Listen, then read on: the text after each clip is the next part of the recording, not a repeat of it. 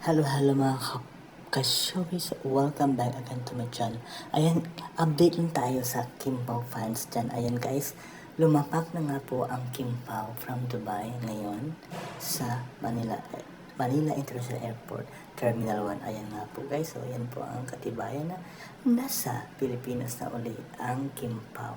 Welcome home Kim Pao, and thank you Lord dahil safe sila dumating sa Pilipinas. Ayan guys, ayan, may isang fan nga po pumunta dyan para sumalubong sa kanila. Ayan, credit sa kanya ang picture na to.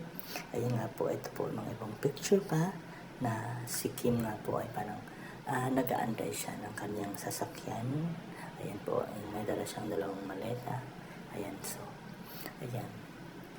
So guys, ayun nga po, nasa Pilipinas na uli ang Kim Pao. Kaya guys, abangan natin guys ang kanilang mga ganap this coming weekend. Kasi marami silang ganap guys itong darating na weekend. Siyempre, una-una dyan yung sa June 15 guys, dyan sa market. Ayan po, kasama nila ang ibang mga cast dyan.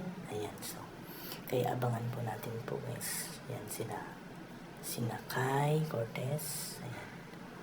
Ayan si Kai Cortez. Tapos sino pa ba? Ayan sina Kai, Romnick Sarmenta. Ayan si Jake Cuenca andyan din. Ayan, at marami pang iba guys. Alam ko nandyan si Kauri, nandyan din si Jillian.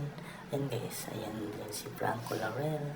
Ayan guys, so marami guys, lahat yata ng cast ng What's Wrong with Secretary Kim ay kasama dyan. At syempre guys, meron sila mga out of town na